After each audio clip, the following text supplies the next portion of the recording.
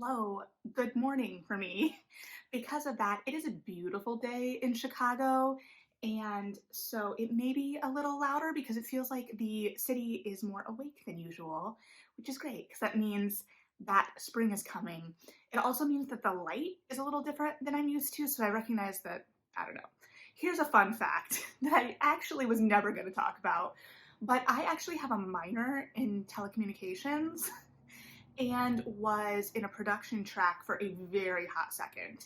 And the reason I was never going to mention it is because I know I'm kind of hurriedly, slapdashedly cutting these videos. Yeah, we're getting back in the swing of things. It's been almost a decade.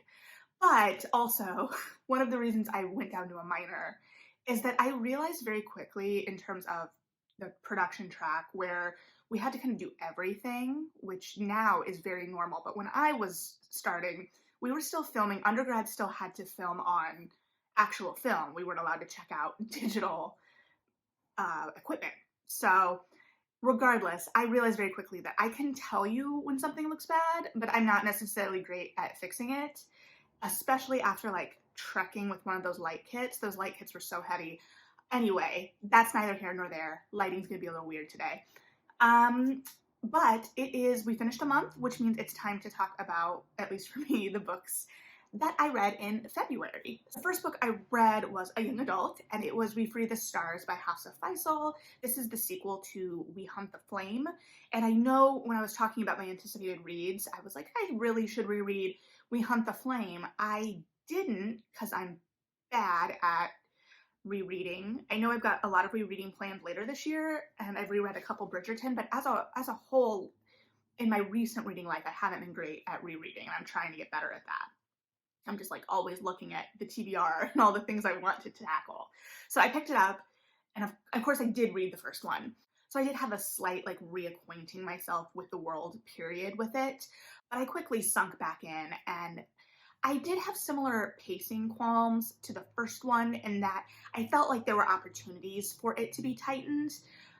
I definitely understand why it was the swath of it does have an epic feel, so I don't know that it suffers necessarily from being longer, especially because the character work is so good, and that's what I love about the series most is the characters. I did find sometimes the central conflict, especially the magical conflict, felt a little unclear, but like the major conflict was clear, just like the specific beats of it. But I really really enjoyed it, and the characters are just A plus. And it's gonna be, I think, a TV series. I think it's a TV series, which again, one, seeing a lot more of these properties picked up, especially for TV, I think makes sense because you have more time to kind of build out the world. And something like this, where, like I said, I find the characters the real way into the story. You have time to develop and play with them and spend time with them. And I do think that it will, all of the like little mini beats, because I definitely think that the book has lots of like little mini conflicts as we go through to the, eventual climax. So I definitely think that will work well in the TV medium. It's already kind of built in that we've got these like little mini arcs. So I'm very, very intrigued and excited about that. And then I read The Project by Courtney Summers, which I've talked about, but I wanted to kind of like come back to it for a second. I know that I was a little bit on the fence in my video about it in terms of, the shifts for our characters in it. I do think as I've continued to sit with it, the subtlety of Lo's pull into the project and whatnot has worked for me more. I know that I felt like there was a more sudden shift in the book. I do think that there is something to be said for a very subtle lead up, and then there just being a moment where everything turns for you or an individual. So I do get that. And again, I really, really enjoyed it. And then I read Heartstopper Volume 2, which is a graphic novel. I see it on the internet, especially like Instagram, all the time, and I'm just kind of reading them as they drop on my library's Overdrive because they read very, very quickly for me. So they're cute, and I definitely understand why especially teens are drawn to them.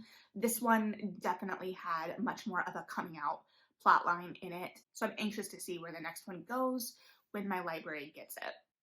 Then I read This Close to Okay by Lisa Cross Smith, which I also talked about. Again, I really loved this. I think it was really lovely. I think that Cross Smith does such beautiful things with language, and I think she uses it very intentionally and specifically, which I know are basically the same thing, but just go with me. I apparently don't use language very intentionally and specifically, but there's a real loveliness to this story, and I think that there's a great compassion in this story, so I definitely recommend that. And then I read Charming as a Verb by Ben Philippe, which is a rom-com that came out in 2020 that I was looking forward to. Well, I guess a rom-com, I don't know. It has a romantic kind of subplot, but it definitely focuses most on Henry, who is a singer in high school, really focused on getting into Columbia in New York. He goes to a very prestigious high school, but his dad is the super of his building, so he's kind of straddling these two worlds, and he just is so eager to prove himself, and all of his family's hopes and dreams have kind of coalesced into this one singular focus of Columbia and the pressure of that. And at the same time, he's this really likable, friendly guy that people at school enjoy hanging out with, even if he has some like slight antagonistic relationships with some of the guys, because you never get along with everyone, right? But Henry has this dog walking business, and he starts walking the dog of this girl from school who isn't as popular, I guess is the right word. I don't know why the right emphasis was like that, but she is much more single-minded in terms of academics. And she's gotten a letter of recommendation from a teacher that kind of calls out that single-minded focus and kind of subtly hints that she doesn't really get along with her peers. And she does not like that because that is a point of failure for her. And she's working really hard to get into what university? I forget what university Corinne is trying to get into, regardless. She basically blackmails Henry because she realizes his dog walking business is just him when it's like set up to look like it's this huge operation. So the whole thing is he's supposed to help her with her social life, basically. And the banter between the two of them is just so delightful. I struggle because the name of the book is Charming as a Verb, and charming is the right word for this book. It is just such a fun read. That being said, there is a moment in the climax of the book that was really hard for me. Like, when characters make poor decisions, or I know it's gonna go poorly, and it's like that secondhand embarrassment thing, only embarrassment isn't the right word here. It's just like one of those things where you're like, oh no, don't do that. But characters make decisions and learn from them. Like, that's part of the deal, and conflict is a thing. But aside from that moment, which has to exist because you need some kind of, conflict, it was just really fun to see Henry and Corinne play off of each other. And I loved Corinne. Like, I want a Netflix movie of this because I loved her so much, and she would be such a joy because she just like jumps into anything full in. And so when she decides that she's going to be more social, she's going to be more social, and she's unapologetic in what she wants. So I just loved her. She was just and the perfect foil, I think, for Henry, who is a little bit more laid back. She challenges him, she pushes him. And as much as he's laid back, he's also, striving and has really big dreams and goals and is clearly very smart. So yes, I would definitely recommend this book. It was a lot of fun. Okay, so the next book I read was Life Among the Terra by Caitlin Horrocks. This is a short story collection. This may be the last short story collection I've read. I need to get back on my short story kicks. Clearly the cover influenced my purchase of this book. I saw it on, I think, the Millions book preview, and I'd seen it like floating a couple places. I don't know that I've seen this around a whole lot, but I was like, I want to read that, and the library didn't have it, so I bought a copy. And I think this was billed as kind of weirder stories because that we know that that's what I kind of jump on. And I don't know how these are kind of like the perfect middle between like the really odd, like Kelly Link, Karen Russell kind of supernatural odd that I really gravitate toward. And there was a short story collection. I don't have it with me because I lent it to a friend, but it's called Half Wild by Robin MacArthur. Yeah. And it came out around 2016, I think, because I picked it up at Book Expo. It doesn't matter. That is a much quieter, more rural focused short story collection that really surprised me. And this feels like it sits kind of like in between the two. It definitely is focused. Most of the stories feel set in like upper Michigan. I think upper feels right, but Michigan for sure. And like the first story is I read during, it's called The Sleep, and I read it during like the snowstorms we were getting. And it's about a small town that's gradually everyone starts to like hibernate for the winter. And it was just really atmospheric, and I was reading it at the correct time. But I grew up in rural communities that are facing a lot of deindustrialization and the switch from small family farming from like one or two generations before me to large corporate farming. So between the two, the communities have shifted very drastically within the lifetime of most residents. Like my dad talks to me about all the things that were in town when he was growing up, and I just can't conceive of it even. So a lot of these stories felt like they were set in that type of place. And that's not to say that every story feels or is set there. That's just kind of like the through line I felt. And that's not to say that there aren't weird stories in here. One, there is a story that is inspired by the Oregon Trail. So I think it's called On the Oregon Trail. And then the story that the collection is named after is also kind of odd. It follows a bunch of scientists who are living in this kind of artificial ecosystem. They're trying to prove something is safe for a billionaire, and most of them are in it for the money that is coming for being part of this study. But then there's like one guy who's like a zealot of this life. And then things start going wrong because why would they go right? Anyway, so this was a really interesting collection. I don't know if it was what I thought it was going to be because I was expecting it to be much more odd, but I don't think it wasn't not odd. Take that double negative and do with it what you will. Okay, and then I read Vows So Bold and Deadly by Bridget Kemmerer. This is the last in the Cursebreaker series. It says it on the back of the book. Really enjoyed this series. I think that this one had a really unique challenge in front of it because the first one was, while a more straightforward Beauty and the Beast retelling, it was also kind of a portal fantasy. It had a lot going on, and it really breathed new life into the retelling, I think. And then the second one kind of upset everything. And then we got this one. So it's following our two kingdoms are on the brink of war. So it's following Grey on one side and Harper and Ren on the other. And then we've still got the witch in the middle. I think the witch part was the part that strained my belief the most. It started to feel a little bit like, why though? And because she was so extreme, and the torture of our characters was so extreme, and it just started to feel a lot. That being said, I don't know, like that sometimes it's fun to just have an extreme villain too. So I don't know. It had a lot going on. It was a fun read, and I think that it did wrap everything up well.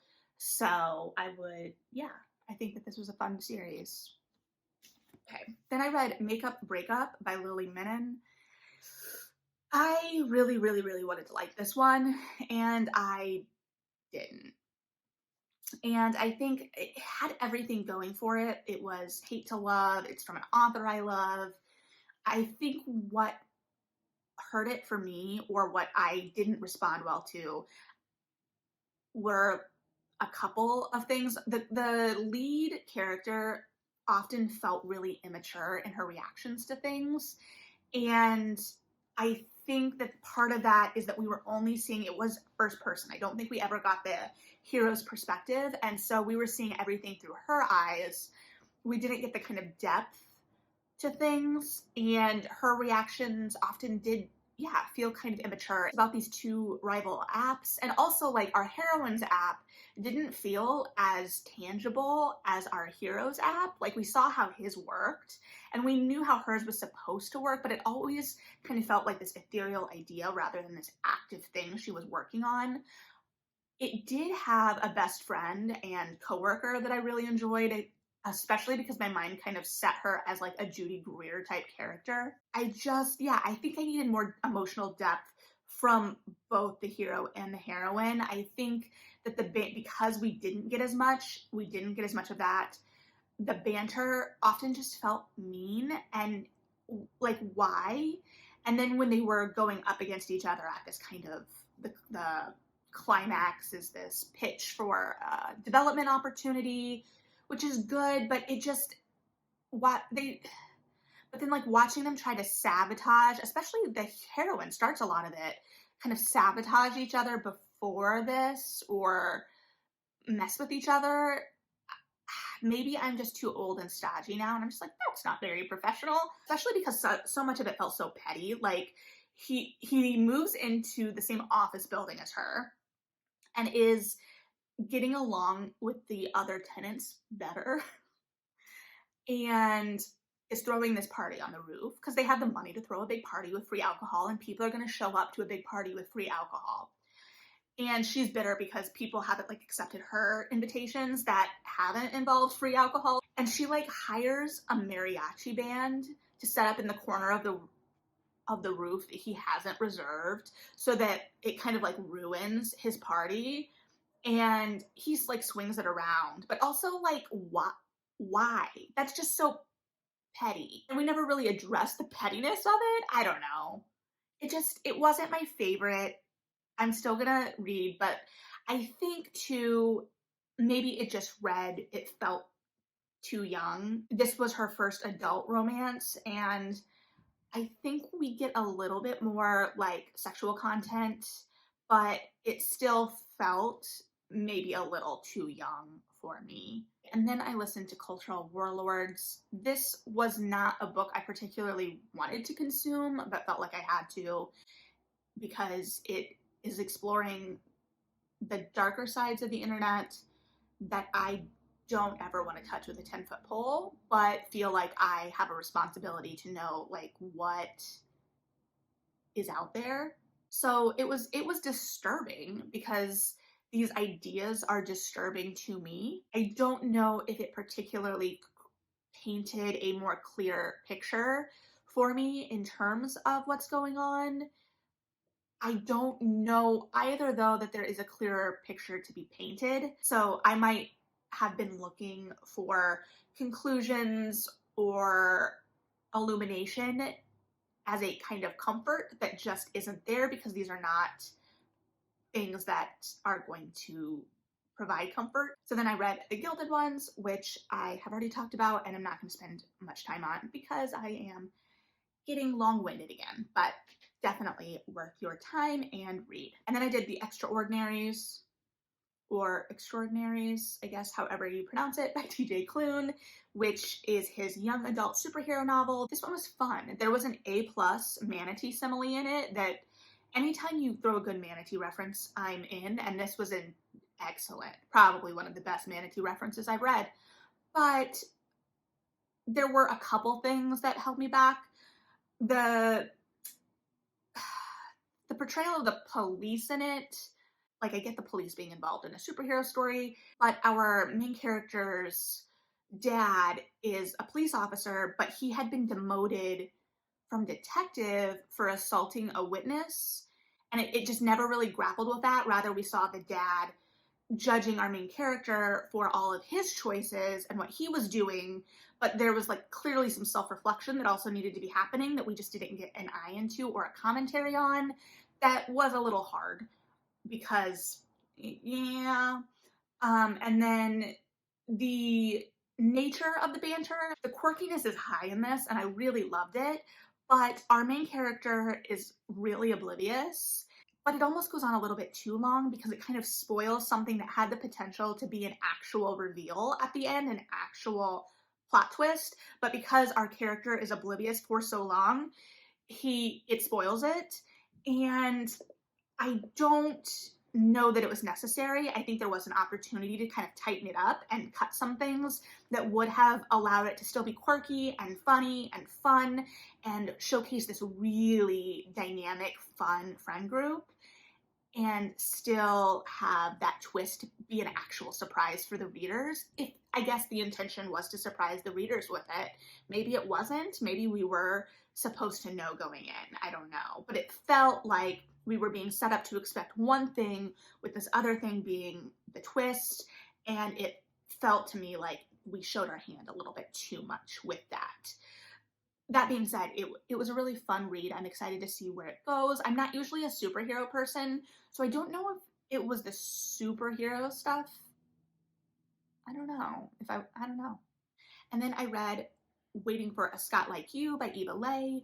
This is the last in this trilogy. I know people have talked about how they're all like based on 80s pop culture. I caught the Footloose reference and I caught the Don't You Forget About Me line, but I will admit that I'm not super well versed in 80s movies, and that's my own fault. But here we are. So this is a road trip book. Our hero Duncan is escorting our heroine Beatrice to this house party. He doesn't know the intent of this house party, but it's gonna be a bawdy house party, that's for sure. He's much more stodgy and buttoned up and like structure and rules, and Beatrice is relatively newly widowed and a little bit more free-spirited and kind of grabbing life as she can get it because she was in a loveless marriage for so long and felt like she missed out on a lot of life opportunities and just wanting to enjoy the small moments. So there is a kind of conflict there in how they approach life. And in previous books we saw them butt heads in the last book, but I did enjoy that they're the kind of central conflict between the two is just that they fundamentally view things differently or approach things differently. So it becomes, can they make this work? Because they're clearly attracted to each other, but is how they view life and navigate life too different for them to form a life together, especially because Beatrice is very adamant that she's never going to get married again. And Duncan, as we've seen him in this series, has been like recovering from being jilted basically, and he's very much someone that wants to be married. So that's, a very fundamental difference. So how do we get to that happily ever after? I will say it was funny. I was texting my friend about this book because she's new to romance, but she loves There's Only One Bed. And I was like, I haven't come across There's Only One Bed in a while. So I sent her in all caps, I've come across an Only One Bed text. And then she was also reading the book we were reading for book club. And she texted me something about Beatrice and how she's not liking Beatrice. And I was like, what do you mean? Beatrice is just trying to live. She just, is a widow and she just wants to go to a sex party. Let her live. And then I realized we were not talking about the same Beatrice. So, just let Beatrice live. Okay.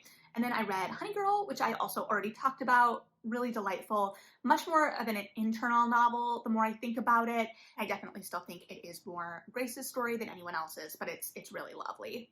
And then lastly, finally, we made it, is A Thousand Ships by Natalie Haynes. This was shortlisted for the Women's Prize last year, but from what I can tell, it was just published in the US in January still. I don't know. I got it from the library, so.